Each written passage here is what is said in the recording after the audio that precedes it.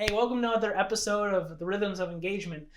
Today we're going to be in part 2 of our series of The Rhythms of Engagement. Don't get confused. The show is named that, but we're also talking about a framework called The Rhythms of Engagement that we work with businesses to walk through. And so we're in part 2 of that series. And in this episode, what we're going to be talking about is the idea of rhythm. And so before we jump into all 6 of our different rhythms that we talk about and teach, we're just going to talk about the idea of what a rhythm is. And so stay tuned for that.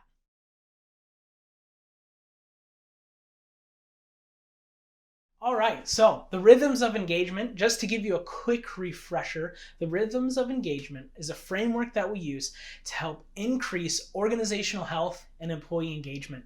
And so we use a little acronym, that's the word for it, a little acronym called SPRUCE, to kind of go through and remember each of our rhythms. And those are story, provide value, recreate, understand, celebrate, and what's the last one? Oh yeah, enjoy.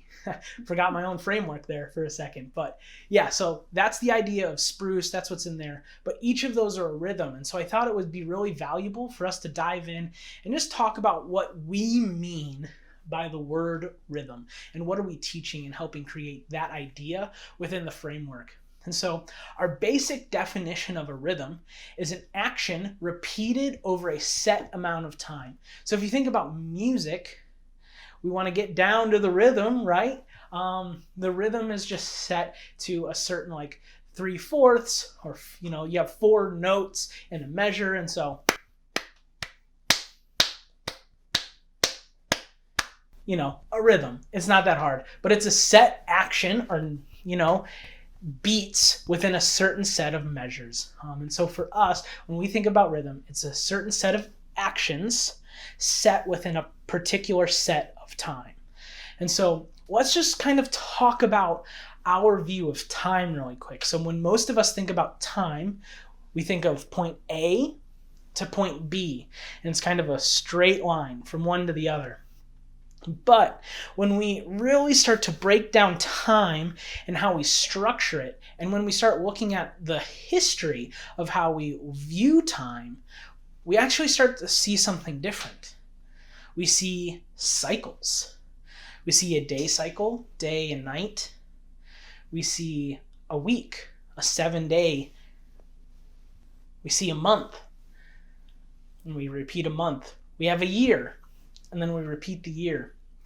Time is set up by nature to be cyclical.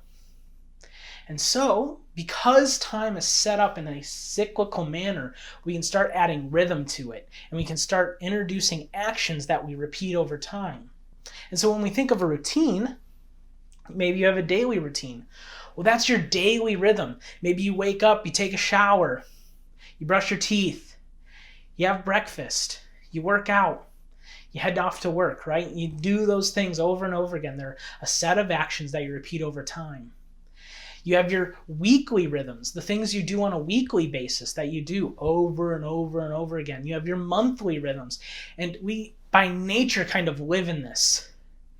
In culture, we have yearly rhythms. The way we interact with summertime, because every summer there's different things that we do. We get outside more. We, have these different things actions that we do. We take vacations in the summer. We play baseball. We celebrate the 4th of July. But then as the weather gets starting to get colder, it's football season. And we get excited about football and we're jumping into that. And then it gets a little colder and then it's the holiday season, right? And we're celebrating the holidays and we're hunkering in and we're celebrating Christmas and whatever holidays you are, and then it's the New Year's and we have these yearly rhythms. I think I'm making myself clear, and I'm not going to keep going. But when we view our business and we view our organizations, we have to think about what are the actions that we're doing over and over again? And are these actions creating rhythms that create health and employee engagement?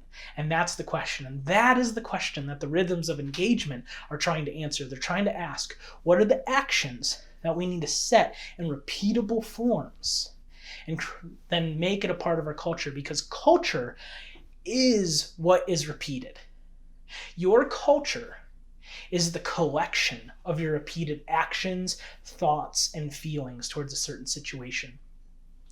And so culture is dictated by the small steps and decisions and actions we make over and over again over the course of a year and time.